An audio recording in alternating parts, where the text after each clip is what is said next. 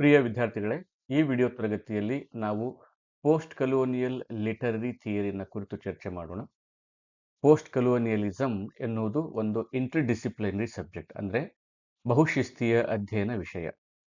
ಈ post colonial ಥಿಯರಿಯನ್ನು ರಾಜ್ಯಶಾಸ್ತ್ರದಲ್ಲೂ ಅಧ್ಯಯನ ಮಾಡಲಾಗ್ತದೆ, ಸಮಾಜಶಾಸ್ತ್ರಗಳಲ್ಲಿ ಅಧ್ಯಯನ ಮಾಡಲಾಗ್ತದೆ, ಹಾಗೆ ಇತರ ಮಾನವಿಕ ವಿಷಯಗಳಲ್ಲಿ, ಇತಿಹಾಸದಲ್ಲಿಯೂ ಸಹಿತ, ಶಿಕ್ಷಣದಲ್ಲಿ, ಎಲ್ಲ ವಿಷಯಗಳಲ್ಲಿ ಪೋಸ್ಟ್ ಕಲೋನಿಯಲನ್ನು ಅಧ್ಯಯನ ಮಾಡಲಾಗ್ತದೆ.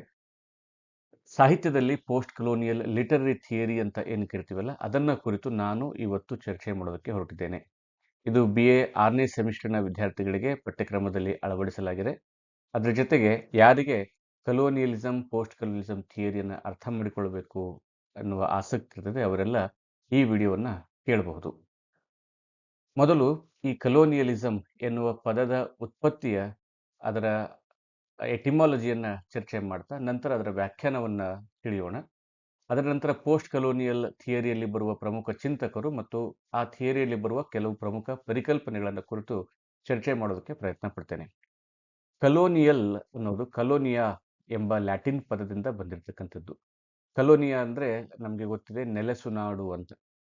ಒಂದು ಪ್ರದೇಶದಿಂದ ಜನ ವಲಸೆ ಬಂದು ಮತ್ತೊಂದು ಪ್ರದೇಶದಲ್ಲಿ ನೆಲೆ ನಿಂತಾಗ ಅದನ್ನು ನಾವು ಕಾಲನಿ ಅಂತ ಕರಿತೇವೆ.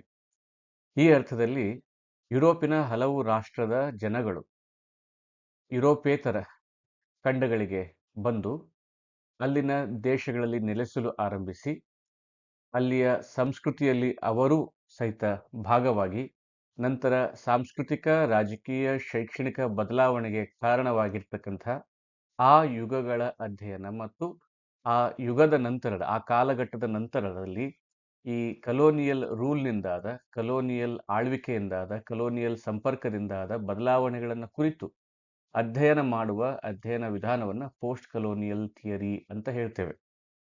ಅಂದರೆ ಕಾಲನಿಯ ನಂತರ, ವಸಾಹತೋತ್ತರದ ಕಾಲದಲ್ಲಿ, ವಸಾಹತು ಕಾಲದ ನಂತರ ಅಂದರೆ ವಸಾಹತೋತ್ತರ ಕಾಲದಲ್ಲಿ ವಸಾಹತೀಕರಣದಿಂದ ಆದ ಬದಲಾವಣೆಗಳ ಅಧ್ಯಯನವನ್ನು ನಾವು ಪೋಸ್ಟ್ ಕಲೋನಿಯಲ್ ಥಿಯರಿ ಅಂತ ಹೇಳ್ತೇವೆ. ಸಾಹಿತ್ಯದಲ್ಲಿ, ಈ ಸಾಹಿತ್ಯ ಕೃತಿಗಳಲ್ಲಿ, ಸಾಹಿತ್ಯದ ಥಿಯರಿಗಳಲ್ಲಿ, ಸಿದ್ಧಾಂತಗಳಲ್ಲಿ, ಸಾಹಿತ್ಯ ರಚನೆಯಲ್ಲಿ ಕಲೋನಿಯಲ್ ರೂಲ್ನಿಂದಾದ ಬದಲಾವಣೆಗಳನ್ನು ಅಧ್ಯಯನ ಮಾಡೋದನ್ನು ನಾವು ಪೋಸ್ಟ್ ಕಲೋನಿಯಲ್ ಲಿಟರರಿ ಥಿಯರಿ ಅಂತ ಹೇಳ್ತೇವೆ. Post colonial studies examines the cultural, political and social impacts of colonialism and imperialism, focusing on the experiences of colonized people. ಈ ಪೋಸ್ಟ್ ಕಲೋನಿಯಲ್ ಸ್ಟಡಿ ಅನ್ನೋದು ಇಟ್ ಎಕ್ಸಾಮಿನ್ಸ್, ಪರೀಕ್ಷಿಸ್ತದೆ, ವಿಶ್ಲೇಷಣೆ ಮಾಡುತ್ತದೆ. ಏನನ್ನ ಅಂದರೆ cultural, political and social impacts of colonialism and imperialism, ವಸಾಹತುಶಾಹಿಯ ಮತ್ತು ಸಾಮ್ರಾಜ್ಯಶಾಹಿಯಿಂದಾದ ಸಾಂಸ್ಕೃತಿಕ, ರಾಜಕೀಯ ಮತ್ತು ಸಾಮಾಜಿಕ ಪರಿಣಾಮಗಳ ಅಧ್ಯಯನವನ್ನು ಮತ್ತು focusing on the experiences of colonized people, ಈ ವಸಾಹತೀಕರಣಕ್ಕೆ ಒಳಗಾದ ಜನಗಳ ಅನುಭವದ ಆಧಾರದ ಮೇಲೆ ಅವುಗಳ ಬದಲಾವಣೆಯ ಪರಿಣಾಮಗಳನ್ನು ಅಧ್ಯಯನ ಮಾಡುವ ವಿಧಾನವನ್ನು, ಅಧ್ಯಯನ ಮಾಡುವ ವಿಭಾಗವನ್ನು, ಶಿಸ್ತನ್ನು ನಾವು ಪೋಸ್ಟ್ ಕಲೋನಿಯಲ್ ಥಿಯರಿ ಅಂತ ಹೇಳ್ಬೋದು. Post colonialism analysis the literature that was affected by the imperial process. ಸಾಮ್ರಾಜ್ಯಶಾಹಿ ಪ್ರಕ್ರಿಯೆಯಿಂದ ಪ್ರಭಾವಕ್ಕೆ ಒಳಗಾದ ಸಾಹಿತ್ಯವನ್ನು ವಿಶ್ಲೇಷಿಸುವುದು ಪೋಸ್ಟ್ ಕಲೋನಿಯಲ್ನ ಒಂದು ಕಾರ್ಯ. The literature that grew in response to colonial domination from the beginning to the contemporary.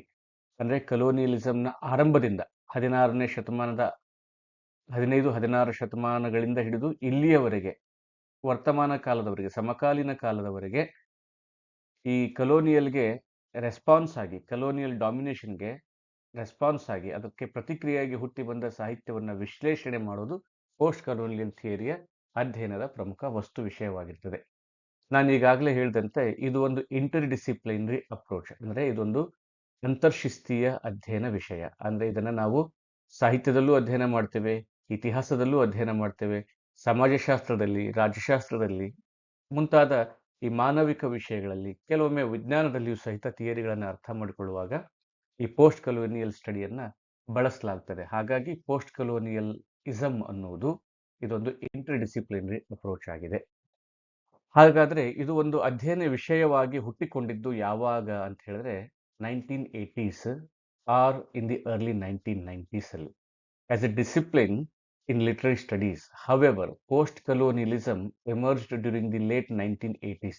ಇದು ಒಂದು ಅಧ್ಯಯನದ ವಿಷಯವಾಗಿ ಸ್ಥಾಪನೆಯಾದದ್ದು, ಅಧ್ಯಯನದ ವಿಷಯವಾಗಿ ಸಾಹಿತ್ಯದಲ್ಲೂ ಮುಖ್ಯವಾಗಿ ಲಿಟರರಿ ಸ್ಟಡಿಗಳಲ್ಲಿ ಪೋಸ್ಟ್ ಕಲೋನಿಸಂ ಡಿಸ್ಕಷನ್ ಆರಂಭವಾಗಿದ್ದು 1980 ಅಥವಾ ಆರಂಭದ 1990ರ ದಶಕದಲ್ಲಿ ಆರಂಭ ಆಯಿತು. ಅಂದರೆ ಕಲೋನಿಯಲಿಸಂ ಬೇರೆ ಬೇರೆ ದೇಶಗಳಲ್ಲಿ ಬೇರೆ ಬೇರೆ ಅವಧಿಯಲ್ಲಿ ಮುಕ್ತಾಯವಾಯಿತು. ಭಾರತ ಇತಿಹಾಸವನ್ನು ತೆಗೆದುಕೊಂಡ್ರೆ 1947ರಲ್ಲಿ ಈ ಬ್ರಿಟಿಷರ ವಸಾಹತುಶಾಹಿ ಆಡಳಿತ ಅಂತ್ಯವಾಯಿತು. ಅದರ ನಂತರದ ಈ 30-40 ವರ್ಷಗಳಲ್ಲಿ ಆಗಿರ್ತಕ್ಕಂಥ ಬದಲಾವಣೆಗಳನ್ನು, ಅಂದರೆ ವಸಾಹತೋತ್ತರ ಕಾಲದಲ್ಲಿ ಆದ ಬದಲಾವಣೆಗಳನ್ನು ಅಧ್ಯಯನ ಮಾಡೋದಕ್ಕೆ ಆರಂಭ ಆಗಿದ್ದು 1980-90ರ ದಶಕದಲ್ಲಿ. ಅದು ಇದೊಂದೇ ಉದಾಹರಣೆಗೆ. ಹೀಗೆ ಹಲವು ದೇಶಗಳಲ್ಲಿ ಈ ಅಧ್ಯಯನವನ್ನ ಆರಂಭ ಮಾಡಲಾಯಿತು. ಹಲವು ದೇಶಗಳ ಇತಿಹಾಸವನ್ನ ಮರು ಓದುವ, ಇತಿಹಾಸವನ್ನ ಮರುಪರೀಕ್ಷಿಸುವ ಕಾರ್ಯ ಆರಂಭ ಆದದ್ದು 1980 ಮತ್ತು 1990ರ ದಶಕದಲ್ಲಿ ಸಾಹಿತ್ಯದ ಕ್ಷೇತ್ರದಲ್ಲಿ. ಬಹುಶಃ ವಿವಿಧ ವಿಷಯಗಳಲ್ಲಿ ಇದಕ್ಕಿಂತ ಮುಂಚೆಯೂ ಆರಂಭವಾಗಿರಬಹುದು. ಆದರೆ ಸಾಹಿತ್ಯ ಕ್ಷೇತ್ರಕ್ಕೆ ಪೋಸ್ಟ್ ಕೊಲೋನಿಯಲಿಸಂ ಎಂಟರ್ ಆದದ್ದು 1980 ಮತ್ತು 90ರ ದಶಕದಲ್ಲಿ. ಇದರ ಪ್ರಮುಖ ಥೀಮ್ಸ್ಗಳು ಏನು? ಪೋಸ್ಟ್ ಕಲೋನಿಯಲ್ ಲಿಟರರಿ ಥಿಯರಿಯ ಕೆಲವು ಪ್ರಮುಖ ಸಿದ್ಧಾಂತಗಳೇನು ಅಂತ ಹೇಳಿದ್ರೆ, ರೆಸಿಸ್ಟೆನ್ಸ್ ಟು ಕಲೋನಿಯಲ್ ಡಾಮಿನೇಷನ್. ಈ ಕಲೋನಿಯಲ್ ಡಾಮಿನೇಷನ್, ವಸಾಹತುಶಾಹಿಯ ಈ ಆಡಳಿತ, ವಸಾಹತುಶಾಹಿಯ ಡಾಮಿನೇಷನ್ಗೆ ರೆಸಿಸ್ಟ್ ಅನ್ನು ಮಾಡೋದು. ಅಂದ್ರೆ ಒಂದು ರೀತಿಯ ಪೋಸ್ಟ್ ಕಲೋನಿಯಲ್ ರೂಲ್ಗೆ ರೆಸಿಸ್ಟೆನ್ಸ್ ಅನ್ನ ಮಾಡೋದು, ಅಂದ್ರೆ ವಿರೋಧವನ್ನ ಮಾಡ್ತಕ್ಕಂಥದ್ದು. ರೀಕ್ಲೈಮಿಂಗ್ ಕಲ್ಚರಲ್ ಐಡೆಂಟಿಟಿ. ಈ ಶಾಹಿಯ ಸಂದರ್ಭದಲ್ಲಿ ನಾವು ಕಳೆದುಕೊಂಡ ಸಾಂಸ್ಕೃತಿಕ ಐಡೆಂಟಿಟಿಯನ್ನ, ಸಾಂಸ್ಕೃತಿಕ ಅಸ್ಮಿತೆಯನ್ನ ಪುನಃ ಪಡೆಯುವ ಪ್ರಯತ್ನವಾಗಿ ಪೋಸ್ಟ್ ಕಲೋನಿಯಲ್ ಥಿಯರಿ ಆ ಕಡೆಗೆ ತನ್ನ ಕೆಲಸವನ್ನು ಮಾಡುತ್ತದೆ. Challenging western literary canons. ಈ ಪಾಶ್ಚಿಮಾತ್ಯ ಸಾಹಿತ್ಯಿಕ ಈ ಸಿದ್ಧಾಂತಗಳನ್ನ, ಪಾಶ್ಚಿಮಾತ್ಯ ಸಾಹಿತ್ಯ ಕೃತಿಗಳನ್ನ, ಪ್ರಮುಖ ಕೃತಿಗಳನ್ನ, ಥಿಯರಿಗಳನ್ನ ಪ್ರಶ್ನಿಸುವ ಕೆಲಸವನ್ನು ಸಹಿತ ಪೋಸ್ಟ್ ಕಲೋನಿಯಲಿಸಂನಲ್ಲಿ ಮಾಡಲಾಗುತ್ತದೆ. ಹಾಗಾದ್ರೆ ಈ ಪೋಸ್ಟ್ ಕಲೋನಿಯಲ್ ಸ್ಟಡೀಸ್ನ ಮೂಲ ಎಲ್ಲಿದೆ ಅಂತ ಹೇಳಿದ್ರೆ, ಇಂಪೀರಿಯಲಿಸಂನಲ್ಲಿ, ಅಂದ್ರೆ ಸಾಮ್ರಾಜ್ಯಶಾಹಿಯಲ್ಲಿ. ಸಾಮ್ರಾಜ್ಯಶಾಹಿ ಅಂತ ಹೇಳಿದ್ರೆ ಈ ಎಲ್ಲ ದೇಶಗಳು, ಉದಾಹರಣೆಗೆ ಫ್ರಾನ್ಸ್, ಬ್ರಿಟನ್, ಈ ಥರದ ಪೋರ್ಚುಗಲ್, ಈ ದೇಶಗಳ ಜನ ವಿದೇಶಗಳಿಗೆ ಬಂದು ಆಳ್ವಿಕೆ ಮಾಡೋದಕ್ಕೆ ಕಾರಣವೇ ಇಂಪೀರಿಯಲಿಸಮ್ ಅನ್ನ ಮಾಡೋದು, ಅಂದ್ರೆ ಸಾಮ್ರಾಜ್ಯವನ್ನ ವಿಸ್ತರಣೆ ಮಾಡೋದಾಗಿತ್ತು. Extension of states control over other territories through military, economic and cultural means. ಮಿಲಿಟರಿಯನ್ನು ಬಳಸಿಕೊಂಡು, ಸೈನ್ಯವನ್ನು ಬಳಸಿಕೊಂಡು, ಆರ್ಥಿಕತೆಯನ್ನ ಮತ್ತು ಸಾಂಸ್ಕೃತಿಕ ಮಾಧ್ಯಮಗಳ ಮೂಲಕ ತಮ್ಮ ಸಾಮ್ರಾಜ್ಯದ ವಿಸ್ತರಣೆ ಅದು ಇದೆಯಲ್ಲ, ಅದನ್ನು ನಾವು ಇಂಪೀರಿಯಲಿಸಮ್ ಅಂತ ಹೇಳ್ತೀವಿ. ಇಂಪೀರಿಯಲಿಸಂನಲ್ಲಿಯೇ ಈ ಕಲೋನಿಯಲಿಸಂ ಅನ್ನೋದು ಹುಟ್ಕೊಂಡದ್ದು ಅಂತ. ಹಾಗಾಗಿ ಈ ಕಲೋನಿಯಲಿಸಂ ಅನ್ನೋದು it's an imposition of political, economic and cultural systems. ಬೇರೆ ದೇಶಗಳ ಮೇಲೆ ಅಥವಾ ಅನ್ಯ ದೇಶಗಳ ಮೇಲೆ ರಾಜಕೀಯ, ಆರ್ಥಿಕ ಮತ್ತು ಸಾಂಸ್ಕೃತಿಕ ಈ ಪದ್ಧತಿಗಳನ್ನ ಇಂಪೋಸ್ ಮಾಡೋದು, ಅವರ ಮೇಲೆ ಹೇರುವಿಕೆಯ ಕೆಲಸವನ್ನ ಪೋಸ್ಟ್ ಕಲೋನಿಯಲಿಸಂ ಮಾಡ್ತದೆ. ಕಲೋನಿಯಲಿಸಂ ಮಾಡ್ತದೆ, ಅಥವಾ ಇಂಪೀರಿಯಲಿಸಂನ ಕೆಲಸ ಅದಾಗಿರ್ತದೆ. ಕಲೋನಿಯಲಿಸಂ ಅನ್ನೋದು it's an eraser of indigenous cultures and languages. ಮೂಲ ಸಂಸ್ಕೃತಿ, ಮೂಲ ಭಾಷೆಗಳನ್ನ ಅಳಿಸಿ ಹಾಕುವ ಪ್ರಯತ್ನ ಕಲೋನಿಯಲಿಸಂ ಕಾಲದಲ್ಲಿ ಕಂಡುಬರುತ್ತದೆ. ವಸಾಹತುಶಾಹಿಯ ಸಂದರ್ಭದಲ್ಲಿ ಆದದ್ದೆಲ್ಲ ಇದೇ ಕೆಲಸಗಳು. ವಸಾಹತು ಸ್ಥಾಪನೆ ಮಾಡೋದ್ರ ಮೂಲಕ ಅವ್ರೇನು ಪ್ರಯತ್ನ ಮಾಡಿದ್ರು ಅಂತ ಹೇಳಿದ್ರೆ, ನಮ್ಮ ದೇಶೀಯ ಭಾಷೆ, ದೇಶೀಯ ಸಂಸ್ಕೃತಿಗಳನ್ನ, ಮೂಲ ಇಂಡಿಜಿನಿಯಸ್ ಅಂತ ಹೇಳಿದ್ರೆ ಮೂಲ ನಿವಾಸಿಗಳ ಅಂತ, ಅಥವಾ ಮೂಲದ ಸಂಸ್ಕೃತಿಯನ್ನ, ಭಾಷೆಯನ್ನ ಅಳಿಸಿ ಹಾಕುವ ಯತ್ನ ಕಲೋನಿಯಲ್ ಟೈಮ್ನಲ್ಲಿ, ಅಂದ್ರೆ ವಸಾಹತು ಕಾಲದಲ್ಲಿ ನಡೆದು ಹೋಯಿತು. ಉದಾಹರಣೆಗೆ ಬ್ರಿಟಿಷ್ ಕಲನೈಸೇಷನ್ ಆಫ್ ಇಂಡಿಯಾ. ಬ್ರಿಟಿಷರು ನಮ್ಮಲ್ಲಿ ಬಂದರು. ನಾವು ಈ ಕಲೋನಿಯಲ್ ಥಿಯರಿ ಓದುವಾಗ ವಿವಿಧ ಪಠ್ಯಗಳನ್ನು ಓದ್ತೀವಿ. ಉದಾಹರಣೆಗೆ ಹೇಳೋದಾದ್ರೆ 1835ರಲ್ಲಿ ಮೆಕಾಲೆ ಮಿನಿಟ್ಸ್ನಲ್ಲಿ ಮೆಕಾಲೆ ಏನು ಹೇಳ್ತಾನೆ ಅಂತ ಹೇಳಿದ್ರೆ, ನಾವು ಭಾರತದಲ್ಲಿ ಇಂಗ್ಲಿಷ್ ಶಿಕ್ಷಣವನ್ನ ಪರಿಚಯಿಸುವುದರ ಮೂಲಕ ಭಾರತೀಯ ದೇಹ, ಚರ್ಮ ಇರುವಂತಹ, ಆದರೆ ಇಂಗ್ಲಿಷ್ ಮನಸ್ಥಿತಿಯನ್ನು ಹೊಂದಿರತಕ್ಕಂತಹ ನಾಗರಿಕರನ್ನ ಸೃಷ್ಟಿ ಮಾಡೋದು ನಮ್ಮ ಉದ್ದೇಶ ಅಂತ ಹೇಳ್ತಾನೆ. ಅಂದ್ರೆ ನಮ್ಮ ಭಾಷೆಯಲ್ಲಿ, ನಮ್ಮ ಚಿಂತನೆಯಲ್ಲಿ, ನಮ್ಮ ಅಭಿಪ್ರಾಯಗಳಲ್ಲಿ, ನಮ್ಮ ಮನೋಭಾವದಲ್ಲಿ ಇಂಗ್ಲಿಷ್ ಅನ್ನೋದನ್ನ ತರೋದಕ್ಕೆ ಪ್ರಯತ್ನ ಪಡಬೇಕು ಅಂತ ಮೆಕಾಲೆ ಹೇಳ್ತಾನೆ. ಮೆಕಾಲೆಯ ಉದ್ದೇಶವೇ ಅದಾಗಿತ್ತು. ಹಾಗೆ ಮೆಕಾಲೆ ತರದ ಹಲವಾರು ವ್ಯಕ್ತಿಗಳು ಮತ್ತು ನಂತರ ಬಂದ ಹಲವಾರು ಕಾಯ್ದೆಗಳಲ್ಲಿ ಇದನ್ನು ಕಾಣ್ತೇವೆ ನಾವು. ಅವ್ರಿಗೆ ಏನ್ ಬೇಕಾಗಿತ್ತು ಬ್ರಿಟಿಷರಿಗೆ, ಅಥವಾ ಬ್ರಾಡ್ ಅರ್ಥದಲ್ಲಿ ಹೇಳಬೇಕಾದ್ರೆ ಈ ಎಲ್ಲ ವಸಾಹತು ಪ್ರಕ್ರಿಯೆಯನ್ನು ಆರಂಭಿಸಿದ ರಾಜ್ಯಗಳ, ದೇಶಗಳ ಜನರಿಗೆ ಮುಖ್ಯವಾಗಿ ಬೇಕಾಗಿದ್ದು ಏನು ಅಂತ ಹೇಳಿದ್ರೆ, ಅವರು ನಮ್ಮನ್ನ ಒಂದು ಬಗೆಯಲ್ಲಿ ಪ್ರಭಾವಿಸಬೇಕಾಗಿತ್ತು. ಫ್ರೆಂಚ್ ಕಾಲನೈಸೇಷನ್ ಅಲ್ಜೀರಿಯಾ ಇದು ಒಂದು ಉದಾಹರಣೆ. ದೆನ್ ಈ ಕಲೋನಿಯಲಿಸಂ ಎಷ್ಟು ರಾಷ್ಟ್ರಗಳಲ್ಲಿ ಆಗಿತ್ತು ಅನ್ನೋದನ್ನ ಈ ಮ್ಯಾಪ್ನಲ್ಲಿ ನೋಡಬಹುದು. ಬಹುಶಃ 75% ಜಗತ್ತಿನ ದೇಶಗಳೆಲ್ಲ ಕಲೋನಿಯಲ್ ಆಳ್ವಿಕೆಗೆ ಒಳಪಟ್ಟಿದ್ದು ಅಂತ ಹೇಳಲಾಗ್ತದೆ.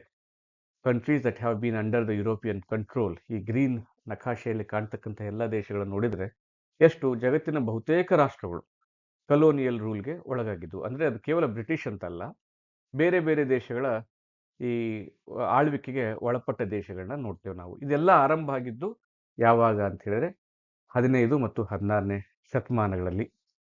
ಹಾಗಾದ್ರೆ ಈ ಇಂಪೀರಿಯಲಿಸಂ ಅಥವಾ ಈ ಕಲೋನಿಯಲಿಸಂನ ಹಿಂದೆ ಇದ್ದ ಮೋಟಿವ್ಸ್ಗಳೇನಾಗಿತ್ತು, ಉದ್ದೇಶಗಳೇನಾಗಿತ್ತು ಅಂತ ಹೇಳಿದ್ರೆ, ಒಂದು ಎಕನಾಮಿಕ್, ಇದು ಸ್ಪಷ್ಟವಾಗಿರ್ತಕ್ಕಂಥ ಉದ್ದೇಶ. ವಸಾಹತುಶಾಹಿ ಪ್ರಕ್ರಿಯೆ ಜರುಗಬೇಕಾದ್ರೆ ಅದರ ಹಿಂದೆ ಇದ್ದ ಮೊದಲ ಉದ್ದೇಶವೇ ಆರ್ಥಿಕತೆ ಅಂತ ಹೇಳಿದ್ರೆ exploitation of resources and markets. ಈ ಪೌರ್ವಾತ್ಯ ರಾಷ್ಟ್ರಗಳಲ್ಲಿ ಅಥವಾ ಈ ಅಮೆರಿಕ ಸಹಿತ ಕಲೋನಿಯಲ್ ರೂಲ್ಗೆ ಒಳಗಾಗಿದ್ದಂತಹ ದೇಶ. ಈ ಆಫ್ರಿಕಾದಲ್ಲಿ, ಅಮೆರಿಕದಲ್ಲಿ, ಭಾರತದಂತಹ ದೇಶಗಳಲ್ಲಿ ಇರುವಂತಹ ಸಂಪನ್ಮೂಲಗಳನ್ನು ಎಕ್ಸ್ಪ್ಲಾಯ್ಟ್ ಮಾಡೋದು, ಶೋಷಣೆ ಮಾಡಿಕೊಳ್ಳೋದು, ಅವುಗಳನ್ನು ಬಳಸಿಕೊಳ್ಳೋದು ಮತ್ತು ಇಲ್ಲಿ ಇರುವಂತಹ ಮಾರುಕಟ್ಟೆಯನ್ನು ಬಳಸಿಕೊಂಡು ತಮ್ಮ ಆರ್ಥಿಕತೆಯನ್ನು ವೃದ್ಧಿಸಿಕೊಳ್ಳೋದು ಇಂಪೀರಿಯಲಿಸಂ ಅಥವಾ ಕಲೋನಿಯಲಿಸಂನ ಕಾರಣಗಳಲ್ಲಿ, ಕಲೋನಿಯಲಿಸಂನ ಮೋಟಿವ್ಸ್ಗಳಲ್ಲಿ, ಉದ್ದೇಶಗಳಲ್ಲಿ ಒಂದಾಗಿತ್ತು. ಅದರ ಜೊತೆಗೆ security, protecting the home state's interest. Those people they wanted to protect their home state's interest. ತಮ್ಮ ಮೂಲ ದೇಶದ ಹಿತಾಸಕ್ತಿಯನ್ನು ಕಾಪಾಡಿಕೊಳ್ಬೇಕಾಗಿತ್ತು ಅವರಿಗೆ. ಅದಕ್ಕಾಗಿ ವಿವಿಧ ದೇಶಗಳಲ್ಲಿ ಸಾಮ್ರಾಜ್ಯಶಾಹಿತ್ವವನ್ನು ಅಥವಾ ಈ ವಸಾಹತುಶಾಹಿತ್ವವನ್ನು ಆರಂಭ ಮಾಡಿದರು. Social Darwinism. ಡಾರ್ವಿನಿಸಂ ಅಂದರೆ ನಿಮಗೆ ಗೊತ್ತಿದೆ, ಚಾರ್ಲ್ಸ್ ಡಾರ್ವಿನ್ ಎನ್ನುವಂತಹ ವಿಜ್ಞಾನಿ ಈ ವಿಕಾಸವಾದದ ಸಿದ್ಧಾಂತವನ್ನು ಹೇಳಿದ. ಆತ ತನ್ನ ಸಿದ್ಧಾಂತದಲ್ಲಿ ಈ ಯಾರು ಫಿಟ್ ಆಗಿರ್ತಾರೆ ಅವರು ಬದುಕ್ತಾರೆ, ಸರ್ವೈವಲ್ ಆಫ್ ದ ಫಿಟ್ಟೆಸ್ಟ್ ಅಂತ, ಮತ್ತು ನ್ಯಾಚುರಲ್ ಸೆಲೆಕ್ಷನ್ ಎನ್ನುವಂತಹ ವಿಷಯಗಳನ್ನು ವಿವರಿಸ್ತಾನೆ. ಆ ವಿಷಯಗಳನ್ನ ತಪ್ಪಾಗಿ ಈ ಬ್ರಿಟಿಷರು ಅರ್ಥೈಸಿಕೊಂಡು ಅದನ್ನ ಈ ಕಲೋನಿಯಲ್ ಥಿಯರಿಗೆ ಅನ್ವಯಿಸ್ಕೊಳ್ತಾರೆ. ಅಂದ್ರೆ ನಾವು ಯುರೋಪಿನವರು, ಬ್ರಿಟಿಷರಾಗಲಿ ಅಥವಾ ಹೋಲ್ ಯುರೋಪಿನವರು, ಬಿಳಿಯ ಚರ್ಮದವರು, ನಾವು ಅಡ್ವಾನ್ಸ್ಡ್ ಆಗಿರ್ತಕ್ಕಂಥ ಜನಗಳು, ನಾವು ಅಭಿವೃದ್ಧಿ ಹೊಂದಿರುವವರು, ನಾವು ಸಿವಿಲೈಸ್ ಆಗಿರ್ತಕ್ಕಂಥವರು, ಸಿವಿಲೈಸ್ ಆಗಿರುವವರು ಮತ್ತು ನಾವು ಅಭಿವೃದ್ಧಿ ಹೊಂದಿರೋದ್ರಿಂದ ಈ ಅನ್ಸಿವಿಲೈಸ್ ಜನಗಳನ್ನ ಎಕ್ಸ್ಪ್ಲಾಯ್ಟ್ ಮಾಡುವ, ಅವ್ರನ್ನ ಬಳಸಿಕೊಳ್ಳುವ, ಅವರನ್ನ ಸುಧಾರಿಸುವ ಎಲ್ಲ ಹಕ್ಕು ನಮಗಿದೆ ಅಂತ ಅವರು ಈ ಸೋಷಿಯಲ್ ಡಾರ್ವಿನಿಸಂ ಥಿಯರಿಯನ್ನ ಮಾಡಿಕೊಂಡಿದ್ರು. ಅಂದ್ರೆ ಇವರನ್ನ ಶೋಷಿಸೋದು ಅದು ನೈತಿಕವಾಗಿ ಅಂಥದ್ದೇನು ಕೆಟ್ಟದ್ದಲ್ಲ ಅಂತ ಅವ್ರ ತಲೆಯಲ್ಲಿ ಇತ್ತು. ಶೋಷಣೆ ಮಾಡಬಹುದು ಇವರನ್ನ, ಯಾಕಂದ್ರೆ ಇವರು ಈ ಚೈನ್ ಆಫ್ ಬೀಯಿಂಗ್ ನಲ್ಲಿ ಕೆಳಗಿರ್ತಕ್ಕಂಥವ್ರು ಅಂತ. ಕ್ರಿಶ್ಚಿಯನ್ ಧರ್ಮದಲ್ಲಿ ಒಂದು ಸಿದ್ಧಾಂತ ಬರ್ತದೆ, ಚೈನ್ ಆಫ್ ಬೀಯಿಂಗ್ ಅಂತ. ಆ ಚೈನ್ ಆಫ್ ಬೀಯಿಂಗ್ ಅಂದ್ರೆ ಒಂಥರ ಪಿರಮಿಡ್ ಅಂತ ನೀವು ಭಾವಿಸ್ಕೊಳ್ಬಹುದು. ಈ ಚೈನ್ ಆಫ್ ಬೀಯಿಂಗ್ ನಲ್ಲಿ ದೇವರದ ನಂತರದ ಸ್ಥಾನ ಮನುಷ್ಯನಿಗಿದೆ, ಮನುಷ್ಯನ ನಂತರದ ಸ್ಥಾನ ಉಳಿದ ಎಲ್ಲ ಜೀವಿಗಳಿಗಿದೆ. ಮನುಷ್ಯ ದೇವರ ಪ್ರತಿರೂಪವಾಗಿರೋದ್ರಿಂದ ಆತ ನಿಸರ್ಗದಲ್ಲಿ ಸಿಗುವ ಎಲ್ಲ ಜೀವಿಗಳನ್ನ, ವಸ್ತುಗಳನ್ನ, ಸಸ್ಯಗಳನ್ನ ಬಳಸಿಕೊಳ್ಳಬಹುದು ಮತ್ತು ಈ ಜಗತ್ತಿನ ಸೃಷ್ಟಿಯೇ ಇರುವುದು ಮನುಷ್ಯನ ಉಪಭೋಗಕ್ಕೆ ಅಂತ ಈ ಚೈನ್ ಆಫ್ ಬೀಯಿಂಗ್ ಥಿಯರಿಯಲ್ಲಿ ನಂಬಲಾಗ್ತಿತ್ತು. ಆ ಪ್ರಕಾರವಾಗಿ ಯುರೋಪಿಯನ್ನರು ತಮ್ಮನ್ನು ತಾವು ಸರ್ವಶ್ರೇಷ್ಠ ಜನಾಂಗ ಅಂತ ಭಾವಿಸಿದ್ದರಿಂದ ಈ ಕಪ್ಪು ಚರ್ಮದ ಜನ, ಕಂದು ವರ್ಣದ ಜನರೆಲ್ಲ ಈ ಚೈನ್ ಆಫ್ ಬೀಯಿಂಗ್ ನಲ್ಲಿ ನಂತರ ಸ್ಥಾನದವರು ಅಂತ ತಾವೇ ಪರಿಗಣಿಸಿ ಅವರನ್ನ ಆಳುವ, ಶೋಷಿಸುವ, ಉಪಯೋಗಿಸಿಕೊಳ್ಳುವ ಯುಟಿಲಿಟೇರಿಯನ್ ಮಾದರಿಯ ಮನಸ್ಥಿತಿಯನ್ನ ಅವರು ಹೊಂದಿದ್ರು. ಹಾಗಾಗಿ ಸೋಷಿಯಲ್ ಡಾರ್ವಿನಿಸಂ ತಪ್ಪಾಗಿ ಬಳಸಿಕೊಂಡು ಅವರು ಈ ನಮ್ಮನ್ನೆಲ್ಲ ಶೋಷಣೆಗೆ ಒಳಪಡಿಸಿದ್ರು. ಈ ಸೋಷಿಯಲ್ ಡಾರ್ವಿನಿಸಂ ಅನ್ನೋದು ಅವರ ಮೋಟಿವ್ಸ್ಗಳಲ್ಲಿ ಒಂದಾಗಿತ್ತು. ಸಮಾಜಶಾಸ್ತ್ರದಲ್ಲೂ ಸಹಿತ ಇದನ್ನು ಬಳಸಲಾಗ್ತದೆ. ಕೆಲವು ಸಮಾಜಶಾಸ್ತ್ರಜ್ಞರು ಈ ಸೋಷಿಯಲ್ ಡಾರ್ವಿನಿಸಂನ ಹಿಂದೆ ಒಪ್ಪಿಕೊಂಡಿದ್ರು. ಅಂದ್ರೆ ಈ ರೀತಿ ಶೋಷಣೆ ಮಾಡೋದು ನಮ್ಮ ಹಕ್ಕು ಎನ್ನುವ ರೀತಿಯಲ್ಲಿ ಯುರೋಪಿಯನ್ನರು ಭಾವಿಸಿದ್ದರು. ಹಾಗಾಗಿ ಅವರು ವಿವಿಧ ದೇಶಗಳಿಗೆ ಲಗ್ಗೆ ಇಟ್ಟು ಅಲ್ಲಿಯ ಜನಗಳನ್ನ ಶೋಷಣೆ ಮಾಡುವ ಕಾರ್ಯವನ್ನ ಮಾಡಿದರು. ಆಮೇಲೆ ಅವ್ರಿಗೆ ಇನ್ನೊಂದು ಮೋರಲ್ ಮೋಟಿವ್ ಸಹಿತ ಇತ್ತು. ಅದೇನು ಅಂತ ಹೇಳಿದ್ರೆ, ಈ ರಡ್ಯಾರ್ಡ್ ಕಿಪ್ಲಿಂಗ್ ಏನು ಪ್ರಮುಖ ಇಂಗ್ಲಿಷ್ನ ಕಾದಂಬರಿಕಾರ, ಕಥೆಗಾರ, ಫಿಕ್ಷನ್ ರೈಟರ್, ಆತ ದ ವೈಟ್ ಮ್ಯಾನ್ಸ್ ಬರ್ಡನ್ ಎನ್ನುವ ಪರಿಕಲ್ಪನೆಯನ್ನು ಕುರಿತು ಮಾತಾಡ್ತಾನೆ. ಅಂದ್ರೆ ಈ ವೈಟ್ ಮ್ಯಾನ್ ಅಂದ್ರೆ ಈ ಬಿಳಿಯ ಚರ್ಮದವರು, ಬಿಳಿಯರು, ಅವ್ರಿಗೆ ಒಂದು ಬರ್ಡನ್ ಇದೆ ಅಂತ, ಅವ್ರಿಗೆ ಒಂದು ಜವಾಬ್ದಾರಿ ಇದೆ. ಅದೇನು ಅಂತ ಹೇಳಿದ್ರೆ ಸಿವಿಲೈಸಿಂಗ್ ಮಿಷನ್. ಈ ಯುರೋಪೇತರ ಜನಗಳನ್ನ ಸಿವಿಲೈಸ್ ಮಾಡುವ, ಅವ್ರನ್ನ ನಾಗರಿಕರನ್ನಾಗಿಸುವ. ನೋಡಿ, ಈ ಪದದಲ್ಲಿಯೇ ನಾಗರಿಕರನ್ನ ಆಗಿಸುವ ಜವಾಬ್ದಾರಿ ಯುರೋಪಿನವರಿಗಿದೆ ಅಂತ ಅವರು ಭಾವಿಸಿದ್ರು. ಹಾಗಾದ್ರೆ ಅವರ ಪ್ರಕಾರ ಯುರೋಪಿನವರು ಮಾತ್ರ ನಾಗರಿಕರು, ಉಳಿದವರು ಅನಾಗರಿಕರು. ಈ ಅನಾಗರಿಕರನ್ನ ನಾಗರಿಕರನ್ನಾಗಿ ಮಾಡುವ ಜವಾಬ್ದಾರಿಯನ್ನು ತಮಗೆ ತಾವೇ ಅವರು ಆರೋಪಿಸಿಕೊಂಡಿದ್ರು. ಹಾಗಾಗಿ ನಮ್ಮನ್ನ ಸಿವಿಲೈಸ್ ಮಾಡೋದಕ್ಕೆ ಅವರು ಕಲೋನಿಯಲ್ ಪ್ರಕ್ರಿಯೆಯನ್ನ ಆರಂಭ ಮಾಡಿದ್ರು ಅಂತಾನೂ ಹೇಳಬಹುದು.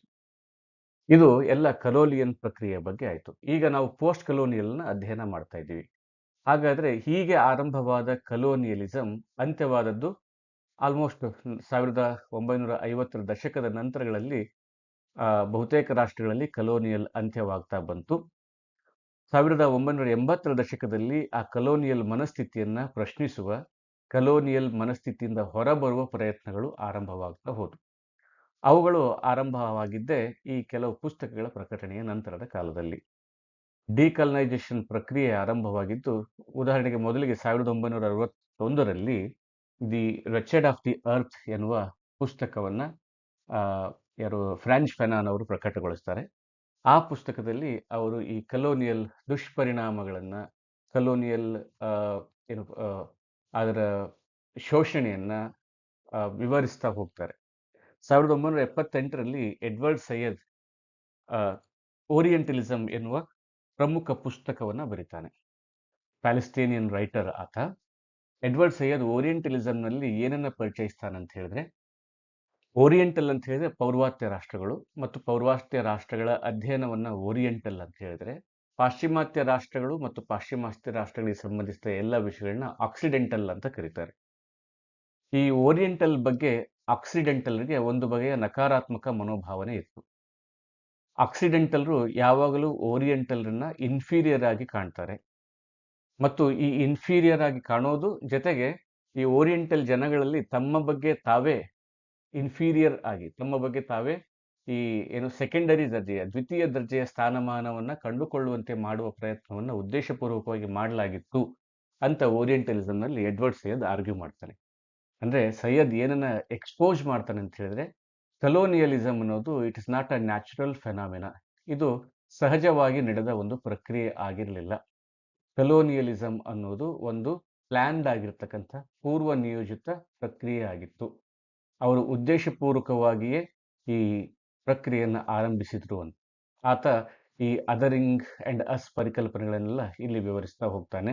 ಈ ಬೈನರಿ ಪರಿಕಲ್ಪನೆ ಅಂದ್ರೆ occidental, oriental, east, west, white and coloured, ಈ ಪರಿಕಲ್ಪನೆಗಳ ಹಿನ್ನೆಲೆಯಲ್ಲಿ ಹೇಗೆ ಈ ಪಾಶ್ಚಿಮಾತ್ಯ ರಾಷ್ಟ್ರಗಳ ಜನರು ಪೌರ್ವಾತ್ಯ ರಾಷ್ಟ್ರಗಳ ಜನರನ್ನ ಆಳೋದಕ್ಕೆ ಪ್ರಯತ್ನ ಪಟ್ಟರು ಅನ್ನೋದನ್ನ ಓರಿಯೆಂಟಲಿಸಂನಲ್ಲಿ ಎಡ್ವರ್ಡ್ ಸೈಯದ್ ವಿವರಿಸಿದ. ವೆಸ್ಟರ್ನ್ ಕಾನ್ಸೆಪ್ಷನ್ಸ್ ಆಫ್ ದ ಓರಿಯೆಂಟ್ ಅಂತ, ಅಂದ್ರೆ ಈ ಓರಿಯೆಂಟ್ ಜನಗಳ ಕುರಿತಾಗಿ ಯುರೋಪಿನವರಿಗಿದ್ದ ಪರಿಕಲ್ಪನೆಗಳನ್ನ ಎಕ್ಸ್ಪೋಸ್ ಮಾಡ್ತಾ ಹೋಗ್ತಾನೆ. ನಮ್ಮನ್ನ ಅವ್ರು ಏನಂತ ಗ್ರಹಿಸಿದ್ರು ಅಂತ, ನಮ್ಮ ಕೃತಿಗಳನ್ನ, ನಮ್ಮ ಉದಾಹರಣೆಗೆ ಸಂಸ್ಕೃತ ಮತ್ತು ಪರ್ಷಿಯನ್ ಕೃತಿಗಳನ್ನ ಅವರು ಓದಿದ್ರು, ಅವುಗಳನ್ನ ಇಂಟರ್ಪ್ರಿಟ್ ಮಾಡಿದ್ರು, ನಮ್ಮ ಇತಿಹಾಸವನ್ನ ಬರೆಯೋದಕ್ಕೆ ಪ್ರಯತ್ನ ಪಟ್ಟರು, ನಮ್ಮನ್ನ ಅವ್ರು ಅರ್ಥ ಮಾಡ್ಕೊಳ್ಳೋದಕ್ಕೆ ಪ್ರಯತ್ನ ಪಟ್ಟರು, ನಮ್ಮನ್ನ ಅರ್ಥೈಸಿಕೊಂಡು ನಮ್ಮನ್ನ ನಿಯಂತ್ರಿಸೋದಕ್ಕೆ ಪ್ರಯತ್ನ ಪಟ್ಟರು. ಅರ್ಥೈಸಿಕೊಳ್ಳುವ ಪ್ರಕ್ರಿಯೆ ಅಂದ್ರೆ ನಿಯಂತ್ರಿಸೋದು ಅಂತ ಎಡ್ವರ್ಡ್ ಸೈಯದ್ನ ಒಂದು ವಾದ ಇದೆ. ಅಂದ್ರೆ ನಾನು ನಿಮ್ಮನ್ನ ಚೆನ್ನಾಗಿ ಅರ್ಥ ಮಾಡಿಕೊಂಡ ನಂತರ ನಾನು ನಿಮ್ಮನ್ನ ನಿಯಂತ್ರಿಸಬಹುದು. ಹಾಗಾಗಿ ಈ ಓರಿಯೆಂಟ್ ಎನ್ನುವ ಪರಿಕಲ್ಪನೆಯನ್ನ ಪ್ರಾರಂಭಿಸಿ ಈ ಪೌರ್ವಾತ್ಯ ರಾಷ್ಟ್ರಗಳ ಜನರನ್ನೆಲ್ಲ ಅಧ್ಯಯನ ಮಾಡಿ ಅವರನ್ನ ನಿಧಾನಕ್ಕೆ ನಿಯಂತ್ರಿಸುವ ಕೆಲಸವನ್ನ ಹೇಗೆ ಮಾಡಲಾಯಿತು ಅನ್ನೋದನ್ನ ಓರಿಯೆಂಟಲಿಸಂನಲ್ಲಿ ಎಡ್ವರ್ಡ್ ಸೈಯದ್ ವಿವರಿಸ್ತಾನೆ. Black Skin and White Masks ಅನ್ನೋದು ಫ್ರಾನ್ಸ್ ಫೆನಾನ್ ಬರೆದ ಇನ್ನೊಂದು ಪುಸ್ತಕ. 1958ರಲ್ಲಿ ಇದು ಪ್ರಕಟವಾಯಿತು. ಹಾಗೆಯೇ ನೇಷನ್ ಅಂಡ್ ನರೇಷನ್ ಎನ್ನುವ ಪುಸ್ತಕ, ಅದು ಹೋಮಿ ಬಾಬಾ ಅವರು ಬರೆದಂತಹ ಪುಸ್ತಕ. ಈ ಪುಸ್ತಕದಲ್ಲಿ ಅವರು ಈ ಹೈಬ್ರಿಡ್ ಎನ್ನುವ ಪರಿಕಲ್ಪನೆಯನ್ನು ಪರಿಚಯಿಸ್ತಾ ಹೋಗ್ತಾರೆ. ಹೀಗೆ ಜೊತೆಗೆ ಎಂಪೈರ್ ರೈಟ್ಸ್ ಬ್ಯಾಕ್ಸ್ ಅಂತ ಹೇಳಿ ಬಿಲ್ ಆಸ್ಟ್ರಾಫ್ಟ್ ಮತ್ತು ಹೆಲೆನ್ ಟಿಫಿನ್ ಸಂಪಾದಿಸಿದ ಪುಸ್ತಕ, ದಿ ಎಂಪೈರ್ ರೈಟ್ ಬ್ಯಾಕ್ ಅಂತ, Theory and Practices in post Colonial Literatures ಅನ್ನೋದು ಈ ಪುಸ್ತಕ. ಅದಾದ ನಂತರ 1988ರಲ್ಲಿ ಭಾರತದ ಪ್ರಮುಖ ಕಲೋನಿಯಲ್ ಚಿಂತಕಿ, ಡೆರಿಡಾ ಅವರ ಅನುವಾದಕಿ, ಅವರ ವಿದ್ಯಾರ್ಥಿನಿ ಆದಂತಹ Gayatri Chakravorty ಸ್ಪಿವಕ್ can the subaltern speak ಎನ್ನುವ ಪುಸ್ತಕವನ್ನು ಬರೆದರು. ಆ ಮೂಲಕ ಈ ಸಬಾಲ್ಟರ್ನ್ ಅಧ್ಯಯನ ಭಾರತದಲ್ಲಿ, ಜಗತ್ತಿನಲ್ಲಿ ಆರಂಭವಾಗ್ತಾ ಹೋಯ್ತು. ಅಂದ್ರೆ ಸಬಾಲ್ಟರ್ನ್ ಅಂತ ಹೇಳಿದ್ರೆ ತುಳಿತಕ್ಕೆ ಒಳಗಾದವರು, ಸಬಾಲ್ಟರ್ನ್ ಅಂತ ಹೇಳಿದ್ರೆ ಶೋಷಣೆಗೆ ಒಳಗಾದವರು, ಸಬಾಲ್ಟರ್ನ್ ಅಂತ ಹೇಳಿದ್ರೆ ಎರಡನೇ ದರ್ಜೆಯವರು ಅಂತ ಹೇಳ್ಬೋದು. ಸಬಾಲ್ಟರ್ನ್ ಅಂತ ಹೇಳಿದ್ರೆ ಕೇವಲ ಕಾಲನೈಸ್ಡ್ ಜನಗಳು ಮಾತ್ರ ಅಲ್ಲ. ಸಬಾಲ್ಟರ್ನ್ ಅನ್ನೋದು ಬೇರೆ ಬೇರೆ ಕಾಂಟೆಕ್ಸ್ಟ್ಗಳಲ್ಲಿ, ಬೇರೆ ಬೇರೆ ಸನ್ನಿವೇಶದಲ್ಲಿ ಬೇರೆ ಬೇರೆ ವರ್ಗಗಳನ್ನ ಪ್ರತಿನಿಧಿಸುವ ಪದವಾಗಿರಬಹುದು. ಕೆಲವೊಮ್ಮೆ ಮಹಿಳೆಯು ಸಹಿತ ಸಬಾಲ್ಟರ್ನ್ ಆಗಿರ್ತಾಳೆ, ದಲಿತರು ಸಬಾಲ್ಟರ್ನ್ ಆಗಿದ್ರು. ಕಲೋನಿಯಲ್ ವಿಷಯದಲ್ಲಿ ಬಂದಾಗ ಕಲೋನೈಸ್ಡ್ ಜನಗಳೆಲ್ಲ ಸಬಾಲ್ಟರ್ನ್ಸ್ ಆಗಿದ್ದಾರೆ. ಅಂಚೀಕರಣ ಅಂತ ಏನು ಹೇಳ್ತೀವಲ್ಲ, ಮಾರ್ಜಿನಲೈಸ್ಡ್ ಪೀಪಲ್, ಅವರ ಬಗ್ಗೆ ಅಧ್ಯಯನವನ್ನ ಗಾಯತ್ರಿ ಚಕ್ರವರ್ತಿ ಸ್ಪಿವಾಕ್ ಈ ಪುಸ್ತಕದಲ್ಲಿ ಕೈಗೊಂಡಿದ್ದಾರೆ. Can the subaltern speak, whether the subaltern is able to speak for himself ಎನ್ನುವುದು ಇವರ ಪ್ರಶ್ನೆಯಾಗಿದೆ. ಅಂದ್ರೆ ಈ ತುಳಿತಕ್ಕೆ ಒಳಗಾದವನು ತನಗೆ ತನ್ನನ್ನ ಆ, ತಾನು ಅಭಿವ್ಯಕ್ತಪಡಿಸಿಕೊಳ್ಳಬಲ್ಲೆ ಅನ್ನುವಂಥ ಪ್ರಶ್ನೆಯನ್ನ ಆರಂಭಿಸಿ ಅವರು ಇಲ್ಲಿ ಕಲೋನಿಯಲ್ ಥಿಯರಿಯನ್ನ ವಿಶ್ಲೇಷಣೆ ಮಾಡ್ತಾ ಹೋಗ್ತಾರೆ. ಹೇಗೆ ಕಲೋನಿಯಲಿಸಂ ಅನ್ನೋದು ಈ ಒಂದು ಶೋಷಣೆಯ ಹಾದಿಯಾಗಿತ್ತು, ಶೋಷಣೆಯ ಮಾರ್ಗವಾಗಿತ್ತು ಅನ್ನೋದನ್ನ ವಿವರಿಸ್ತಾರೆ. ಹಾಗಾಗಿ ಈ ಎಲ್ಲ ಪ್ರಮುಖ 6 ಪುಸ್ತಕಗಳು ಪೋಸ್ಟ್ ಕಲೋನಿಯಲ್ ಥಿಯರಿಯಲ್ಲಿ ಪ್ರಮುಖ ಸ್ಥಾನವನ್ನ ಪಡೆದುಕೊಂಡಿರ್ತಕ್ಕಂಥವು. ನೋಡಿದ್ರೆ ನಿಮ್ಗೆ ಅರ್ಥ ಆಗುತ್ತೆ. 1958 ಆ ಕಾಲದಿಂದ 1988 ವರೆಗೆ ಆ ಕಾಲಘಟ್ಟದಲ್ಲಿ ಬಂದಂತಹ ಪುಸ್ತಕಗಳು ಇವಾಗಿವೆ. ಆದ್ರಿಂದ ಪೋಸ್ಟ್ ಕಲೋನಿಯಲ್ ಥಿಯರಿ ನಾನು ಹೇಳಿದಾಗೆ 1980-90ರ ದಶಕದಲ್ಲಿ ಮುನ್ನೆಲೆಗೆ ಬಂದಂತಹ ಒಂದು ಲಿಟರರಿ ಥಿಯರಿ ಆಗಿದೆ. Key themes in post colonial criticism, ಪ್ರಮುಖ ವಿಷಯಗಳು ನಾನೀಗಾಗಲೇ ಹೇಳಿದಂತೆ ರೀಕ್ಲೇಮಿಂಗ್ ಇಂಡಿಜಿನಿಯಸ್ ಟ್ರೆಡಿಷನ್ಸ್. ಅದು ಕಲೋನಿಯಲ್ನಲ್ಲಿ ಏನಾಗಿತ್ತು ಅಂತ ಹೇಳಿದ್ರೆ, ಕಲೋನಿಯಲ್ನಲ್ಲಿ ವಸಾಹತುಶಾಹಿಯ ಸಂದರ್ಭದಲ್ಲಿ ಅವರು ನಮ್ಮನ್ನು ಬಂದರು, ಆಳ್ವಿಕೆ ಮಾಡಿದ್ರು. ಈಗ ನಂತರದ ಕಾಲಘಟ್ಟದಲ್ಲಿ ಈ ಅಧ್ಯಯನದ ಮೂಲಕ ನಾವು ಏನನ್ನ ಸಾಧಿಸಬೇಕಾಗಿದೆ ಅನ್ನೋದನ್ನ ನೋಡಿದರೆ, ರೀಕ್ಲೈಮಿಂಗ್ ಇಂಡಿಜಿನಿಯಸ್ ಟ್ರೆಡಿಷನ್ಸ್, ನಾವೀಗಾಗಲೇ ಕಳೆದುಕೊಂಡಿರ್ತಕ್ಕಂಥ ನಮ್ಮ ಮೂಲ ಪರಂಪರೆಗಳನ್ನ ಮತ್ತೆ ಪಡೆಯುವುದು, ಪುನಃ ಪಡೆಯುವುದು ಅಥವಾ ಪುನಃ ಸೃಷ್ಟಿಸುವುದು ಅಂತ. Adapting western ideals for local context, ಮತ್ತೆ ಕೆಲವೊಮ್ಮೆ ಎಲ್ಲಿ ಅಗತ್ಯವಿದೆ ಅಲ್ಲಿ ಈ ವೆಸ್ಟರ್ನ್ ಐಡಿಯಲ್ಗಳನ್ನ ಅಳವಡಿಸಿಕೊಳ್ಳೋದು, ಜೊತೆಗೆ ನಮ್ಮ ಇಂಡಿಜಿನಿಯಸ್ ಟ್ರೆಡಿಷನ್ಗಳನ್ನ ರೀಕ್ಲೈಮ್ ಮಾಡೋದು. Addressing gender, race and class, ಈ ಕಲೋನಿಯಲ್ ಥಿಯರಿ ಅನ್ನೋದು ಕೇವಲ ಈ ಪೊಲಿಟಿಕಲ್ ಮತ್ತು ಹಿಸ್ಟಾರಿಕಲ್ ವಿಷಯಗಳನ್ನ ಮಾತ್ರ ಚರ್ಚಿಸೋದಿಲ್ಲ, ಅದರ ಜೊತೆಗೆ ಸಮಕಾಲೀನ ಸಮಾಜಕ್ಕೆ ಸಂಬಂಧಪಟ್ಟಂತಹ ಜೆಂಡರ್ ಅಂದ್ರೆ ಲಿಂಗತ್ವದ ಅಧ್ಯಯನ, ರೇಸ್ ಜನಾಂಗೀಯ ಅಧ್ಯಯನ ಮತ್ತು ಕ್ಲಾಸ್ ವರ್ಗವನ್ನು ಸಹಿತ ಇಂಟರ್ಪ್ರಿಟ್ ಮಾಡೋದಕ್ಕೆ ಪ್ರಯತ್ನ ಪಡ್ತದೆ. ಹಾಗಾಗಿ ಇಂಟ್ರಿಸೆಕ್ಷನಾಲಿಟಿ ಇನ್ ಪೋಸ್ಟ್ ಕಲೋನಿಯಲ್ ಸ್ಟ್ರಗಲ್ಸ್ ಅಂತ ನಾವು ಕಾಣ್ತೀವಿ. ಅಂದ್ರೆ ಈ ಪೋಸ್ಟ್ ಕಲೋನಿಯಲ್ ಸಂದರ್ಭದಲ್ಲಿ ಇಂಟ್ರಿಸೆಕ್ಷನಾಲಿಟಿ, ಶಿಸ್ತೀಯ ಅಥವಾ ಅಂತರ್ ವಿಷಯಗಳನ್ನ ಅಧ್ಯಯನ ಮಾಡಲಾಗ್ತದೆ. ಕೇವಲ ವಸಾಹತುಶಾಹಿ ಅಧ್ಯಯನ ಅನ್ನೋದು ಈ ವಸಾಹತೋತ್ತರ ಕಾಲಘಟ್ಟದಲ್ಲಿ ವಸಾಹತುಶಾಹಿಯ ಪ್ರಭಾವವನ್ನು ಮಾತ್ರವಲ್ಲದೆ ಅದರ ಜೊತೆಗೆ ಇತರ ಮಾರ್ಜಿನಲೈಸ್ಡ್ ಕಮ್ಯುನಿಟಿಗಳ ಅಧ್ಯಯನವೂ ಸಹಿತ ಇದರಲ್ಲಿ ನಾವು ಕಾಣ್ತೇವೆ. ಚಾಲೆಂಜಿಂಗ್ ವೆಸ್ಟರ್ನ್ ಕ್ಯಾನಾನ್ಸ್, ಈಗಾಗಲೇ ಹೇಳಿದಕ್ಕೆ ಪಾಶ್ಚಿಮಾತ್ಯ ರಾಷ್ಟ್ರಗಳ ಪ್ರಮುಖ ಮೂಲಭೂತ ವಿಷಯಗಳನ್ನು ಪ್ರಶ್ನಿಸೋದು, ಮೂಲಭೂತ ನಂಬಿಕೆಗಳನ್ನು ಪ್ರಶ್ನಿಸೋದು ಸಹಿತ ಈ ಕಲೋನಿಯಲಿಸಂನಲ್ಲಿ ಒಂದು ಅಧ್ಯಯನದ ಭಾಗವಾಗಿದೆ. ದೆನ್ ಕಲೋನಿಯಲಿಸಂನಲ್ಲಿ ಪ್ರಮುಖವಾದ ಒತ್ತನ್ನ ಯಾವುದಕ್ಕೆ ನೀಡಲಾಗ್ತದೆ ಅಂತ ಹೇಳಿದ್ರೆ, ಭಾಷೆ ಮತ್ತು ಅಸ್ಮಿತೆಗೆ, ಐಡೆಂಟಿಟಿ ಮತ್ತು ಭಾಷೆಗೆ ಪ್ರಮುಖವಾದ ಐಡೆಂಟಿಟಿ ಮತ್ತು ಭಾಷೆ ಮತ್ತು ಐಡೆಂಟಿಟಿ. ಅಂದ್ರೆ ಭಾಷೆ ಮತ್ತು ಐಡೆಂಟಿಟಿ ಒಂದಕ್ಕೊಂದು ಸಂಬಂಧಿತ ವಿಷಯಗಳಾಗಿರ್ತವೆ. ಅಂದ್ರೆ ನಾವು ಮಾತನಾಡುವ ಭಾಷೆ ಕೆಲವೊಮ್ಮೆ ನಮ್ಮ ಅಸ್ಮಿತೆಯ ಪ್ರತೀಕ, ಅಂದ್ರೆ ನಮ್ಮ ಗುರುತು ಆಗಿರ್ತದೆ. ಭಾಷೆಯನ್ನ ಅಳಿಸಿ ಹಾಕುವುದು ಅಥವಾ ಬದಲಾಯಿಸುವುದು ಅಂತ ಹೇಳಿದ್ರೆ ನಮ್ಮ ಚೆಹರೆಯನ್ನ ಬದಲಾಯಿಸಿದಂತೆ. ಹಾಗಾಗಿ ಪೋಸ್ಟ್ ಕಲೋನಿಯಲ್ ಥಿಯರಿಯಲ್ಲಿ ಭಾಷೆಗೆ ಮತ್ತು ಐಡೆಂಟಿಟಿಗೆ ಪ್ರಮುಖ ಸ್ಥಾನವನ್ನ ನೀಡಲಾಗ್ತದೆ. ಉದಾಹರಣೆಗೆ ನಾವು ಈ ಕಲೋನಿಯಲ್ ನಂತರದ ಕಾಲಘಟ್ಟದಲ್ಲಿ ನಿಂತು ಪ್ರಶ್ನಿಸುವ ಪ್ರಶ್ನೆಗಳಲ್ಲಿ ಮೊದಲ ಪ್ರಶ್ನೆ, ನಾವು ನಮ್ಮ ಭಾಷೆಯನ್ನು ಬಳಸಬೇಕೆ ಅಥವಾ ಈ ಕಲೋನಿಯಲ್ ಭಾಷೆಯಾದ ಇಂಗ್ಲಿಷ್ ಅನ್ನು ಬಳಸಬೇಕೆ ಅನ್ನೋದು ಚರ್ಚೆಗೆ ಮುನ್ನೆಲೆಗೆ ಬರ್ತದೆ. ಈ ವಿಷಯಕ್ಕೆ ನಮಗೆ ಸಂಬಂಧಪಟ್ಟಂತೆ ಪ್ರಮುಖವಾಗಿ ಎನ್ಗುಗಿ ವಾ ಥಿಯಾಂಗೊ, ಒಬ್ಬ ಆಫ್ರಿಕನ್ ರೈಟರ್, ಆತ ಡಿಕಲನೈಸಿಂಗ್ ದ ಮೈಂಡ್ ಎನ್ನುವ ಪುಸ್ತಕವನ್ನು ಬರೆದಿದ್ದಾನೆ. ಆ ಡಿಕಲನೈಸಿಂಗ್ ಮೈಂಡ್ ನಲ್ಲಿ ಎನ್ಗುಗಿ ವಾ ಥಿಯಾಂಗೊ ಹಿ ರಿಜೆಕ್ಟ್ಸ್ ದಿ ಕಲೋನಿಯಲ್ ಲ್ಯಾಂಗ್ವೇಜಸ್.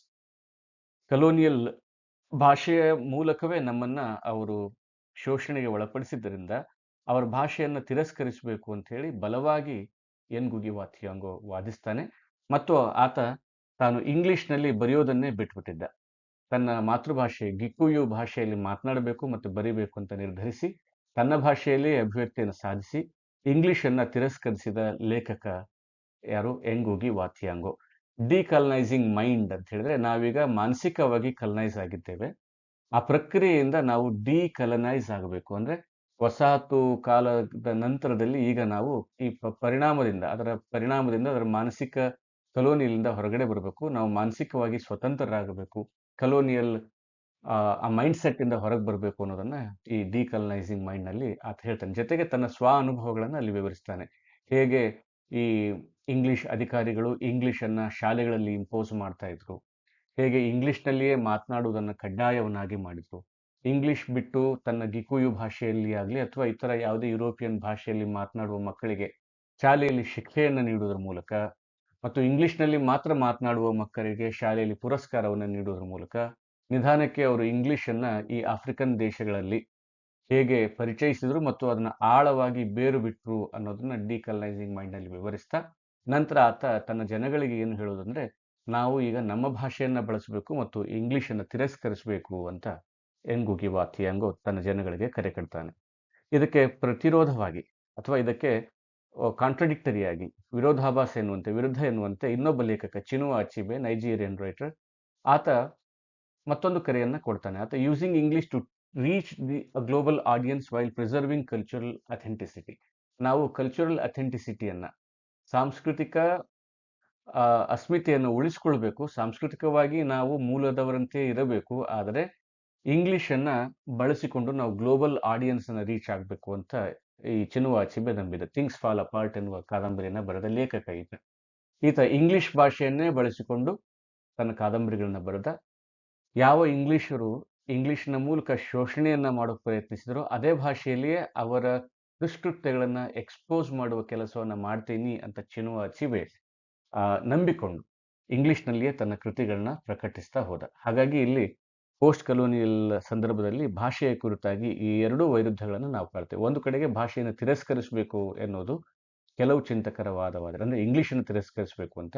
ಇನ್ನು ಕೆಲವರು ಇಂಗ್ಲಿಷನ್ನು ಉಳಿಸಿಕೊಳ್ಳೋಣ ಅಥವಾ ಇಂಗ್ಲಿಷ್ನಲ್ಲಿ ನಾವು ವ್ಯವಹರಿಸೋಣ, ಅದೇ ಇಂಗ್ಲಿಷ್ನ ಮೂಲಕವೇ ಅವರು ನಮಗೆ ಮಾಡಿದ ಅನ್ಯಾಯವನ್ನು ಜಗತ್ತಿಗೆ ವಿವರಿಸೋಣ ಅಂತ ಹೇಳ್ಕೊಂಡು ಅದನ್ನ ಎಕ್ಸ್ಪೋಸ್ ಮಾಡೋದಕ್ಕೆ ಅವರು ಪ್ರಯತ್ನ ಪಟ್ಟರು. ಥಿಂಗ್ಸ್ ಫಾಲ್ ಅಪಾರ್ಟ್ ಕಾದಂಬರಿಯಲ್ಲಿ ಚಿನುವಾ ಅಚಿಬೆ ಏನನ್ನ ಸಾಧಿಸ್ತಾನಂತ ಹೇಳಿದ್ರೆ, ಆಫ್ರಿಕನ್ನರಿಗೆ ತಮ್ಮದೇ ಆದ ಭಾಷೆ, ತಮ್ಮದೇ ಆದ ಸಂಸ್ಕೃತಿ ಮತ್ತು ಅವರದೇ ಆಗಿರ್ತಕ್ಕಂಥ ಧಾರ್ಮಿಕ ನಂಬಿಕೆಗಳು, ಅವರದೇ ಆಗಿರ್ತಕ್ಕಂಥ ವೈಚಾರಿಕ ವಿಷಯಗಳು ಇದ್ದು ಅವರು ಅನ್ಸಿವಿಲೈಸ್ಡ್ ಪೀಪಲ್ ಅಲ್ಲ, ಆದರೆ ಅವರ ಜೀವನ ಕ್ರಮ ವೆಸ್ಟರ್ನ್ ಅವರಿಗಿಂತ ವಿಭಿನ್ನವಾಗಿತ್ತು, ಆದರೆ ಅದು ಯಾವುದೇ ರೀತಿಯಲ್ಲಿ ಪಾಶ್ಚಾತ್ಯರಿಗಿಂತ ಕಡಿಮೆ ಇರಲಿಲ್ಲ ಎನ್ನುವುದನ್ನ ಥಿಂಗ್ಸ್ ಫಾಲ್ ಅಪಾರ್ಟ್ ಕಾದಂಬರಿಯಲ್ಲಿ ಚಿತ್ರಿಸ್ತಾ ಹೋಗ್ತಾನೆ. ತನ್ನ ಬೃಹತ್ ಸಮಾಜವನ್ನ ಥಿಂಗ್ಸ್ ಫಾಲ್ ಅಪಾರ್ಟ್ ನಲ್ಲಿ ಚಿತ್ರಿಸ್ತಾ ಒಂದು ಕೌಂಟರ್ ಕೊಡ್ತಾನೆ. ಅಂದ್ರೆ ನಮಗೂ ಸಹಿತ ಈ ಬಗೆಯ ಮನೋಧರ್ಮ, ಮನೋಭಾವ, ನಮ್ದು ಸಂಸ್ಕೃತಿ ಮತ್ತೆ ನಮ್ಮ ಭಾಷೆ ಇಷ್ಟೊಂದು ಶ್ರೀಮಂತವಾಗಿತ್ತು ಅನ್ನೋದನ್ನ ವೆಸ್ಟರ್ನ್ ಜನಗಳಿಗೆ ತೋರಿಸಲಿಕ್ಕೆ ಆತ ಇಂಗ್ಲಿಷ್ನಲ್ಲಿ ಕಾದಂಬರಿಯನ್ನ ಬರೆದ.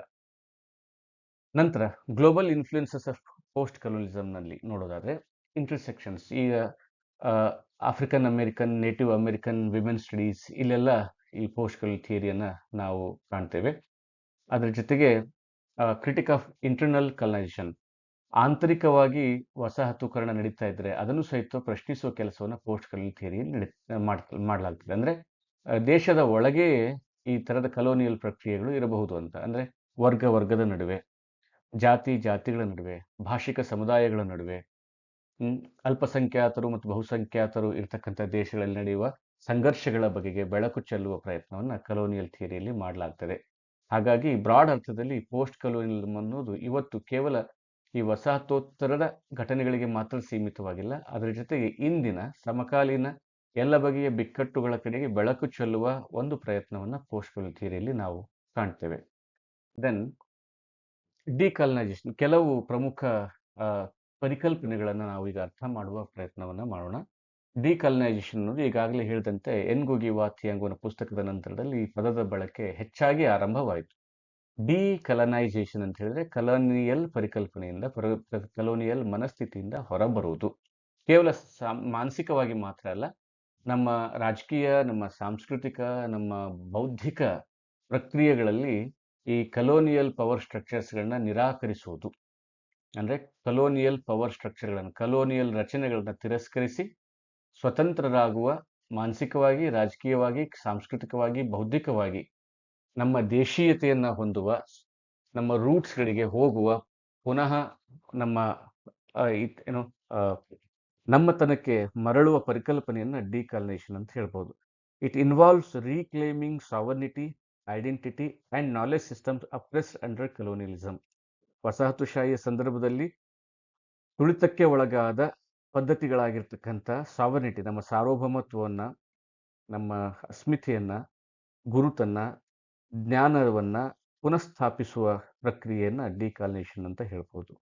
ಇಲ್ಲಿ ಪ್ರಮುಖವಾಗಿ ಫ್ರಾನ್ಸ್ ಫೆನಾನ್, ಎನ್ಗು ವಾತಿಯಾಂಗೋ ಅಂತಹ ಚಿಂತಕರು ಬರ್ತಾರೆ. ಪೊಲಿಟಿಕಲಿ, ಕಲ್ಚರಲಿ, ಇಂಟೆಲೆಕ್ಚುಯಲಿ ನಾವು ಸ್ವತಂತ್ರರಾಗಬೇಕು ಅನ್ನೋದು ಡಿಕಾಲನೈಸೇಷನ್ ಪ್ರಕ್ರಿಯೆಯ ಒಂದು ಭಾಗ.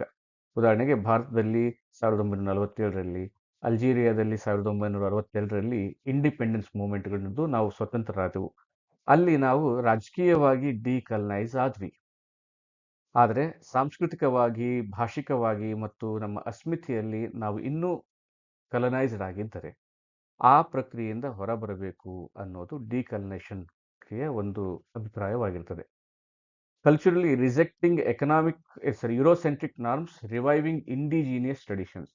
ರಿಜೆಕ್ಟಿಂಗ್ ಯುರೋಸೆಂಟ್ರಿಕ್ ನಾರ್ಮ್ಸ್, ಈ ಯುರೋಪನ್ನ ಕೇಂದ್ರವಾಗಿ ಇಟ್ಟಿರ್ತಕ್ಕಂಥ ಈ ನಂಬಿಕೆಗಳನ್ನು ತಿರಸ್ಕರಿಸುವುದು. ನಾನು ಈ ವಿವಿಧ ತರಗತಿಗಳಲ್ಲಿ ಉದಾಹರಣೆಗೆ ವಿದ್ಯಾರ್ಥಿಗಳಿಗೆ ಹೇಳ್ತಾ ಇರ್ತೀನಿ. ನಮ್ಮ ಬಹುತೇಕ ಈ ಶಾಸ್ತ್ರಗಳಲ್ಲಿ, ಉದಾಹರಣೆಗೆ ಅರ್ಥಶಾಸ್ತ್ರದ ಪಿತಾಮಹ ಅಂದರೆ ಆಡಮ್ ಸ್ಮಿತ್ ಅಂತ ಹೇಳ್ತೀವಿ. ರಾಜ್ಯಶಾಸ್ತ್ರಕ್ಕೆ ಬಂದರೆ ಪಿತಾಮಹ ಅಂತ ಹೇಳಿದ್ರೆ ಅರಿಸ್ಟಾಟಿಲ್ ಅಂತ ಹೇಳೋದು. ಇತಿಹಾಸದ ಪಿತಾಮಹ ಹೆರೋಡಾಟಸ್. ಬಹುತೇಕ ಎಲ್ಲ ವಿಷಯಗಳ ಈ ಪ್ರಮುಖರು, ಚಿಂತಕರು ಅಂತ ಹೇಳಿದ್ರೆ ನಾವು ಯುರೋಪ್ಗೆ ಹೋಗ್ತೀವಿ. ಅಂದರೆ ಯುರೋಪ್ ಅನ್ನೋದು ಜ್ಞಾನದ ನೆಲೆಯಾಗಿತ್ತು, ಎಲ್ಲ ಜ್ಞಾನ ವಿಜ್ಞಾನ ಹುಟ್ಟಿದ್ದು ಯುರೋಪಿನಿಂದ ಎನ್ನುವ ಒಂದು ಸಾಮಾನ್ಯವಾದ ಗ್ರಹಿಕೆ, ತಪ್ಪು ಗ್ರಹಿಕೆ ಇದೆ. ಆ ಗ್ರಹಿಕೆಯನ್ನ ಹೊಡೆದು ಜ್ಞಾನ ಮತ್ತು ವಿಜ್ಞಾನ ಎನ್ನುವುದು ನಮ್ಮಲ್ಲೂ ಇತ್ತು ಎನ್ನುವ ಈ ಅಭಿಪ್ರಾಯವನ್ನು ಮುನ್ನೆಲೆಗೆ ತರಬೇಕು ಅನ್ನೋದು ಡಿಕಾಲನಿಸಂನ ಒಂದು ಅನಿಸಿಕೆಯಾಗಿದೆ. Then intellectually challenging western dominated academia, centering marginalized knowledge. Western dominated academy, ಈಗೆಲ್ಲ ವೆಸ್ಟರ್ನ್ ಡಾಮಿನೇಟೆಡ್ ಅಕಾಡೆಮಿಯನ್ನು ಕಾಣ್ತೀವಿ ನಮ್ಮ ಶಿಕ್ಷಣದ ಪದ್ಧತಿಯಲ್ಲಿ ವೆಸ್ಟರ್ನ್ ಡಾಮಿನೇಷನ್ ಕಾಣ್ತೀವಿ. ನಮ್ಮ ಶಿಕ್ಷಣದ ಪದ್ಧತಿಯನ್ನ, ಶಿಕ್ಷಣದ ಈ ಮಾದರಿಗಳನ್ನ ಅಥವಾ ಶಿಕ್ಷಣದ ಮಾಧ್ಯಮವನ್ನು ನೋಡಿದರೆ ಅಲ್ಲಿ ಇಂಗ್ಲಿಷ್ ಇದೆ ಮತ್ತು ವೆಸ್ಟರ್ನ್ ಮಾದರಿಯನ್ನು ನಾವಿನ್ನೂ ಬಳಸ್ತಾ ಇದ್ದೀವಿ. ಅದನ್ನು ತೊರೆದು ಸೆಂಟರಿಂಗ್ ದಿ ಮಾರ್ಜಿನಲೈಸ್ಡ್ ನಾಲೆಜ್, ಏನು ಅಂಚೀಕರಣಗೊಂಡ ಜ್ಞಾನ ಇತ್ತಲ್ಲ, ನಮ್ಮ ಸ್ವದೇಶಿ ಅಥವಾ ನಮ್ಮ ಮೂಲದ ಜ್ಞಾನವನ್ನು ಅದನ್ನು ಮುನ್ನೆಲೆಗೆ ತರೋದು. ಉದಾಹರಣೆಗೆ NEP 2020ಯಲ್ಲಿ IKSಗೆ, ಇಂಡಿಯನ್ ನಾಲೆಜ್ ಸಿಸ್ಟಮ್ಗೆ ಒತ್ತು ಕೊಡಲಾಗ್ತದೆ. ಅಂದರೆ ಭಾರತೀಯ ಜ್ಞಾನ ಪರಂಪರೆಯನ್ನು ಮತ್ತೆ ಮುನ್ನೆಲೆಗೆ ತರಬೇಕು ಅಂತ.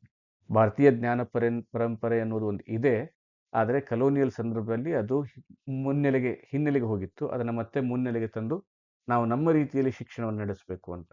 ಜೊತೆಗೆ ಇತ್ತೀಚೆಗೆ ನಾವು ವಿಶ್ವವಿದ್ಯಾಲಯಗಳಲ್ಲಿ ನೋಡ್ತಾ ಇದ್ದೇವೆ, ಈ ಇಂಗ್ಲಿಷ್ ಸ್ಟಡಿ ಸೆಂಟರ್ಗಳಲ್ಲಿ ಅತಿ ಹೆಚ್ಚು ಹಿಂದೆ ಕೇವಲ ಇಂಗ್ಲಿಷ್ ಅಧ್ಯಯನ ಮಾಡುವ ವಿದ್ಯಾರ್ಥಿಗಳು ಈ ಬ್ರಿಟಿಷ್ ಟೆಕ್ಸ್ಟ್ಗಳನ್ನು ಮಾತ್ರ ಓದ್ತಾ ಇದ್ರು. ಈಗ ನಾವು ಉದಾಹರಣೆಗೆ ಇಂಡಿಯಾದಲ್ಲಿ ತಗೊಂಡ್ರೆ ನಾವು ಇಂಡಿಯನ್ ಇಂಗ್ಲಿಷ್ ಲಿಟರೇಚರ್ನ ಓದ್ತೇವೆ, ಇಂಡಿಯನ್ ಲಿಟರೇಚರ್ ಇನ್ ಇಂಗ್ಲಿಷ್ ಟ್ರಾನ್ಸ್ಲೇಷನ್ನ ಓದ್ತೇವೆ, ನಮ್ಮ ದೇಶೀಯ ಭಾಷೆಯ ಪಠ್ಯಗಳನ್ನು ಓದ್ತಾ ಇದ್ದೇವೆ, ನಮ್ಮ ಸಂಸ್ಕೃತಿಯನ್ನು ಅಧ್ಯಯನ ಮಾಡ್ತಾ ಇದ್ದೇವೆ. ಇತಿಹಾಸದಲ್ಲಿ ಲೋಕಲ್ ಹಿಸ್ಟ್ರಿಗೆ, ಪ್ರಾದೇಶಿಕತೆಗೆ ಮಹತ್ವವನ್ನು ನೀಡಲಾಗ್ತಾ ಇದೆ. ಸೊ ಈ ಎಲ್ಲ ಅಂಶಗಳನ್ನು ನೋಡಿದರೆ ಈ ಡಿಕಾಲನೈಸೇಷನ್ ಪ್ರಕ್ರಿಯೆ ಅನ್ನೋದು ಆರಂಭವಾಗಿದೆ, ಅದು ವಿವಿಧ ಹಂತಗಳಲ್ಲಿ ನಡೀತಾ ಇದೆ ಅನ್ನೋದು ನಮಗೆ ಅರ್ಥವಾಗ್ತಾ ಇದೆ. ದೆನ್ ಹೆಜಿಮನಿ ಎನ್ನುವ ಪರಿಕಲ್ಪನೆಯನ್ನು ಕುರಿತು ನೋಡೋದಾದ್ರೆ ಆಂಟೋನಿಯೋ ಗ್ರಾಮ್ಸಿ ಈ ಪದವನ್ನು ಬಳಸಿದರು. ಕನ್ನಡದಲ್ಲಿ ಇದಕ್ಕೆ ನಾವು ಯಾಜಮಾನ್ಯ ಎನ್ನುವ ಪದವನ್ನು ಸಮಾನಾರ್ಥಕವಾಗಿ ಬಳಸಬಹುದು. It refers to dominant groups maintaining power through consent rather than force. Dominant ಗ್ರೂಪ್ಗಳು ಮೇಂಟೈನಿಂಗ್ ಪವರ್ನ ಮೇಂಟೈನ್ ಮಾಡೋದು, ಅಧಿಕಾರವನ್ನು ಸ್ಥಾಪಿಸುವುದು ಯಾವುದರ ಮೂಲಕ ಅಂತ ಹೇಳಿದ್ರೆ ಕನ್ಸೆಂಟ್ ಮೂಲಕ, ಮಿಲಿಟರಿ ಮೂಲಕ ಅಲ್ಲ. ಫೋರ್ಸನ್ನು ಬಳಸದೆ, ಬಲವನ್ನು ಬಳಸದೆ ಒಪ್ಪಿಗೆಯ ಮೂಲಕ ನಮ್ಮನ್ನು ನಿಯಂತ್ರಿಸುವ ಪ್ರಕ್ರಿಯೆ ಇದೆಯಲ್ಲ, ಅದನ್ನು ಹೆಜಿಮನಿ ಅಂತ ಆಂಟೋನಿಯೋ ಗ್ರಾಮ್ಸಿ ಹೇಳ್ತಾನೆ. Shaping cultural norms, values and ideologies. ನಮ್ಮ ಸಾಂಸ್ಕೃತಿಕ ಪರಂಪರೆಗಳನ್ನು ರೂಪಿಸೋದು, ಮೌಲ್ಯಗಳನ್ನು ರೂಪಿಸೋದು, ಸಿದ್ಧಾಂತಗಳನ್ನು ರೂಪಿಸುವುದರ ಮೂಲಕ, ಸಿದ್ಧಾಂತಗಳು, ಮೌಲ್ಯಗಳು, ಸಂಸ್ಕೃತಿಯನ್ನು ಬದಲಾಯಿಸೋದ್ರ ಮೂಲಕ ನಮ್ಮನ್ನು ನಿಯಂತ್ರಿಸುವ ಪ್ರಕ್ರಿಯೆ ಇದೆಯಲ್ಲ, ಅದನ್ನು ಹೆಜಿಮನಿ ಅಂತ ಹೇಳ್ಬೋದು. ಪೋಸ್ಟ್ ಕಲೋನಿಯಲ್ ಕಾಂಟೆಕ್ಸ್ಟ್ನಲ್ಲಿ ಹೇಳೋದಾದರೆ it explains how colonial powers impose their world view as universal and natural. ಈ ಕಲೋನಿಯಲ್ ಪವರ್ಗಳೆಲ್ಲ ಏನು ಮಾಡಿದ್ರು ಅಂತ ಹೇಳಿದ್ರೆ ತಮ್ಮ ವರ್ಲ್ಡ್ ವ್ಯೂನ, ಜಗತ್ತಿನ ಕುರಿತಾದ ತಮ್ಮ ಗ್ರಹಿತಗಳನ್ನು ಹೇಗೆ ಯೂನಿವರ್ಸಲ್, ವಿಶ್ವಾತ್ಮಕ ಎನ್ನುವಂತೆ, ಹೇಗೆ ಸಾರ್ವತ್ರಿಕ ಎನ್ನುವಂತೆ ಮತ್ತು ಹೇಗೆ ಸ್ವಾಭಾವಿಕ ಎನ್ನುವಂತೆ ಪರಿಚಯಿಸಿದ್ರು ಅಂತ. ಅಂದರೆ ಯುರೋಪ್ನವರು ತಾವು ಹೊಂದಿದ್ದ ದೃಷ್ಟಿಕೋನವೇ ಸರಿ ಮತ್ತು ಆ ದೃಷ್ಟಿಕೋನವನ್ನು ಎಲ್ಲರೂ ಒಪ್ಪಿಕೊಳ್ಳುವಂತೆ ಹೇಗೆ ಮಾಡಿದ್ರು ಆ ಪ್ರಕ್ರಿಯೆ ಇದೆಯಲ್ಲ ಅದನ್ನು ನಾವು ಹೆಜಿಮನಿ ಅಂತ ಹೇಳ್ಬೋದು. ಉದಾಹರಣೆಗೆ ಕೀ ಕಾನ್ಸೆಪ್ಟ್ಸ್ನಲ್ಲಿ ಕಲ್ಚರಲ್ ಹೆಜಿಮನಿ, ಸಾಂಸ್ಕೃತಿಕವಾಗಿ ಕಲನೈಸರ್ಸ್ ನಾರ್ಮಲೈಸ್ ದೇರ್ ಸುಪೀರಿಯಾರಿಟಿ. ನಾವು ಇವತ್ತು ಸಹಿತ ಬಹುತೇಕ ಕೆಲವು ದೇಶಗಳಲ್ಲಿ, ಕೆಲವು ಪ್ರದೇಶಗಳಲ್ಲಿ ಬ್ರಿಟಿಷರ ಸಂಸ್ಕೃತಿಯನ್ನ ಸುಪೀರಿಯರ್ ಅಂತ ಒಪ್ಕೊಳ್ತೀವಿ. ಬ್ರಿಟಿಷರ ಜೀವನ ಶೈಲಿನ ಅಥವಾ ಯುರೋಪಿನವರ ಜೀವನ ಶೈಲಿನ ಸುಪೀರಿಯರ್ ಅಂತ ಒಪ್ಕೊಳ್ಳೋದು, ಯುರೋಪಿನವರ ಶಿಕ್ಷಣ ಪದ್ಧತಿಯನ್ನ, ಯುರೋಪಿನ ಧರ್ಮವನ್ನ, ಯುರೋಪಿನ ಭಾಷೆಯನ್ನ, ಸಂಸ್ಕೃತಿಯನ್ನ ಮೇಲ್ದರ್ಜೆ ಅಂತ ಅಂದುಕೊಳ್ಳೋದು ಮತ್ತು ನಮ್ಮನ್ನು ನಾವು ಕೀಳ್ದರ್ಜೆಗೆ ಒಪ್ಪಿಕೊಂಡಿರೋದ್ರ ಹಿಂದೆ ಈ ಹೆಜಿಮನಿ ಕೆಲಸ ಮಾಡ್ತದೆ. ಅಂದ್ರೆ ನಿಧಾನಕ್ಕೆ ಅವರು ಹಾಗೆ ನಮ್ಮನ್ನು ಒಪ್ಪಿಕೊಳ್ಳುವಂತೆ ಮಾಡಿದ್ದಾರೆ. Then internalized hegemony, colonized people adapt submit to dominant ideology. ನಾವು ಸಹಜವಾಗಿ ಡಾಮಿನೆಂಟ್ ಐಡಿಯಾಲಜಿಗಳಿಗೆ ಒಪ್ಕೊಂಡ್ಬಿಡ್ತೇವೆ. ಕಲರಿಸಮ್, ಇಕೋಸೆಂಟ್ರಿಕ್ ಯುರೋಸೆಂಟ್ರಿಕ್ ಬ್ಯೂಟಿ ಸ್ಟ್ಯಾಂಡರ್ಡ್ಗಳೆಲ್ಲ ಯುರೋಸೆಂಟ್ರಿಕ್. ಯಾವುದು ಸೌಂದರ್ಯ ಅಂತ ನಾವು ಗ್ರಹಿಸ್ತೇವೆ ಆ ಸೌಂದರ್ಯ ಪ್ರಜ್ಞೆ ನಮ್ಗೆ ಯುರೋಸೆಂಟ್ರಿಕ್ ಆಗಿದ್ದು, ಅಂದ್ರೆ ಯುರೋಪ್ನಿಂದ ಬಂದಿರತಕ್ಕಂಥದ್ದಾಗಿರಬಹುದು. ಕೆಲವೊಮ್ಮೆ ಕಲರಿಸಮ್, ಈ ಜನಾಂಗ ಅಥವಾ ದೇಹ ಭಾಷೆ, ದೇಹದ ಬಣ್ಣದ ಕುರಿತಾದ ನಮ್ಮ ಈ ಅಭಿಪ್ರಾಯಗಳು, ಇವೆಲ್ಲ ಈಗ ನಾವು ಈಗಾಗಲೇ ನಾವು ಅವುಗಳನ್ನ ಒಪ್ಪಿಕೊಂಡ್ಬಿಟ್ಟಿದ್ದೇವೆ. ಕೆಲವು ಹಂತದಲ್ಲಿ ನಾವು ಅವರಿಂದ ಪ್ರಭಾವಿತರಾಗಿದ್ದೇವೆ.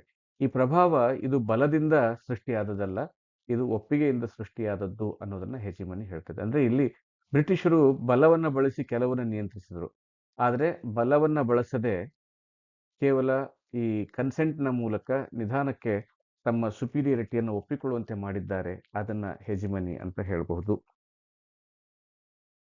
ಇನ್ನೊಂದು ಪದ, ಪರಿಕಲ್ಪನೆ ಹೈಬ್ರಿಡಿಟಿ ಅಂತ. ಇದು ಹೋಮಿ ಬಾಬಾ ಅವರು ಪರಿಚಯಿಸಿದ ಪರಿಕಲ್ಪನೆಯಾಗಿದೆ. The blending of cultures due to colonization, creating new mixed identities and forms of expression.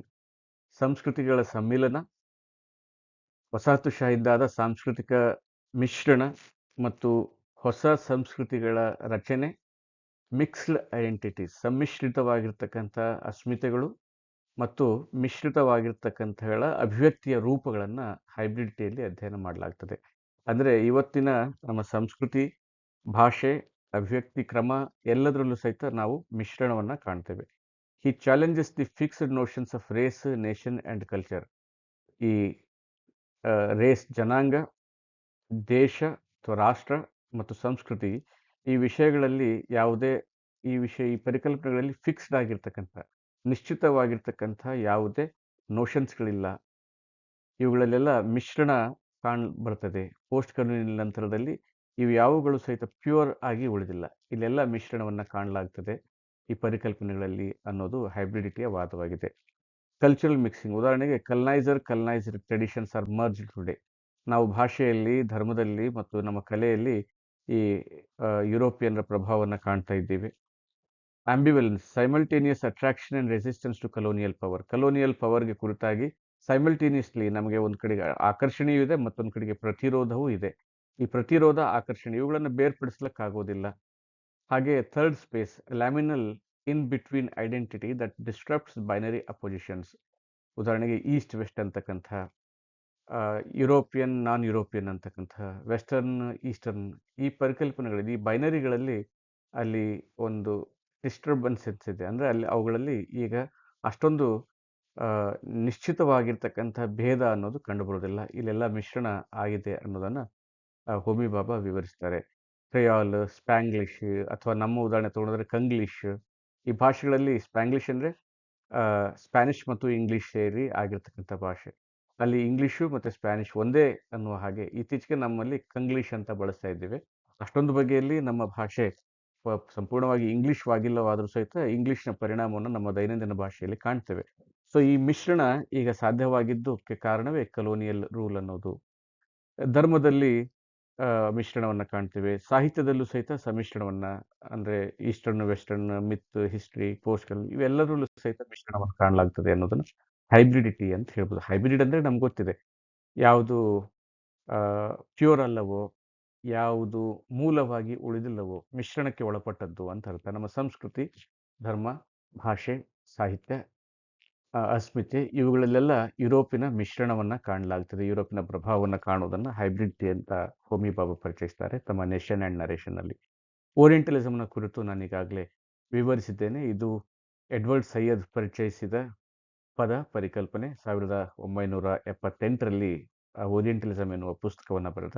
Oriental ಅಂತ ಹೇಳಿದ್ರೆ ಮಿಡ್ಲ್ ಈಸ್ಟ್ ಅಥವಾ ಏಷ್ಯಾ ಅಂತ ಮಧ್ಯ ಆ, ಪ್ರಾಚ್ಯವನ್ನ ಮಧ್ಯ ಪೌರ್ವಾತ್ಯ ರಾಷ್ಟ್ರ ಮಧ್ಯ ಪೂರ್ವ ರಾಷ್ಟ್ರಗಳನ್ನ ಮತ್ತು ಏಷ್ಯಾ ದೇಶಗಳನ್ನ ಪೂರ್ವದ ದೇಶಗಳು ಮತ್ತು ಏಷ್ಯಾವನ್ನ ಓರಿಯೆಂಟ್ ಅಂತ ಕರೆಯಲಾಗ್ತದೆ.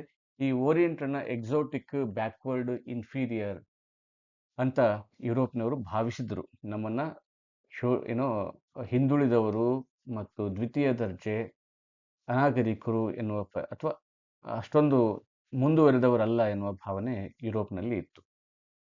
ಅದರ ಕುರಿತಂತೆ ನಾನು ಈಗಾಗಲೇ ವಿವರಿಸಿದ್ದೇನೆ. ಹಾಗಾಗಿ ಮತ್ತೆ ಈ ಪರಿಕಲ್ಪನೆ ನಾನು ವಿವರಿಸ್ತಾ ಇಲ್ಲ ಇಲ್ಲಿ. ಇಷ್ಟು ಈ ಪೋಸ್ಟ್ ಕಲೋನಿಯಲ್ ಥಿಯರಿ ಕುರಿತಾಗಿ ನಾನು ವಿವರಿಸಬಹುದಾಗಿದ್ದು. ಕೇಳಿದ್ದಕ್ಕಾಗಿ ಧನ್ಯವಾದ.